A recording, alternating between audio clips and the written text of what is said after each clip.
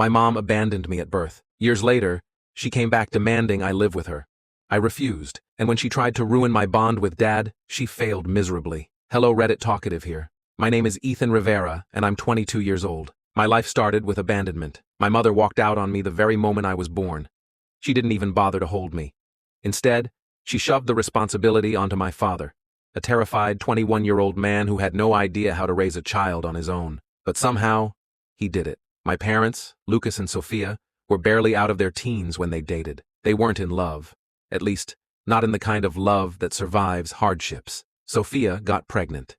And instead of bringing them closer, it tore them apart. She didn't want the responsibility of a child. Lucas, on the other hand, was terrified, but determined. When I was born, she called my dad to the hospital, handed me over and said, "You want a kid? Fine. You raise him." Then she disappeared. For the next 10 years, it was just me and my dad. No child support, no visits, no birthday calls, nothing. He chased her legally, but she dodged every responsibility. My father could have been bitter, but he wasn't. When I asked about my mother, he never poisoned me against her. He always said, "Your mom had her struggles, but that doesn't mean you're any less loved." He wanted me to grow up secure, not broken by her absence. And honestly, I thank him for that. Because if I had known how cruel she truly was back then, I would have grown up hating myself. Just after my 10th birthday, Sophia came back. She waltzed into our lives like she was auditioning for Supermom of the Year. Suddenly, she wanted custody. She wanted me to move in with her, but she was a stranger. I told her I wanted to stay with my dad. That's when she showed her true colors.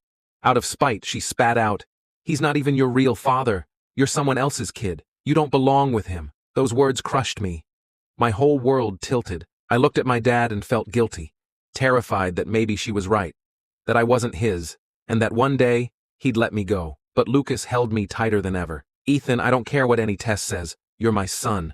You always will be." To calm my fears, he privately paid for a DNA test. It confirmed what he already knew. He was 100% my father.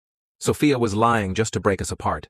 When the results came back, she vanished again, furious that her little scheme failed. I didn't see her for years. Then, just a few months ago, she reappeared. This time she wasn't alone. She had a new husband, Derek, and 2 little stepkids whose mother had passed away. She showed up at our door, smiling like we were supposed to welcome her back with open arms.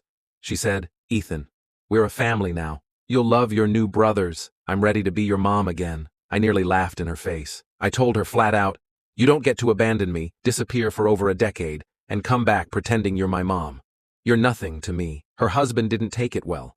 He accused me of being cruel, saying I was condemning his kids to be motherless twice. He called me a monster for not forgiving Sophia, but I didn't budge. I told them to leave. My dad backed me up and made sure they didn't linger. Since then, Sophia has tried to contact me. She says I should give her a chance, that people change. She insists that what happened 12 years ago shouldn't matter anymore. But here's the thing. It wasn't just a mistake. It was a choice. She chose to abandon me. She chose to lie to me and try to rip me away from the only parent who ever loved me. And now, at 22, the same age my dad was when he was left to raise me, I can see everything so clearly. I'm not perfect, but I know one thing for certain. I would never do to my child what she did to me. She was 30 years old when she walked away. She wasn't some clueless teenager. She knew exactly what she was doing. And now that I've built a good life with my father, she wants to reap the rewards of the son she never raised. I won't let her.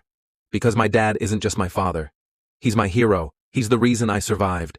And no matter what Sophia says, she doesn't deserve the title of mom. Not now. Not ever.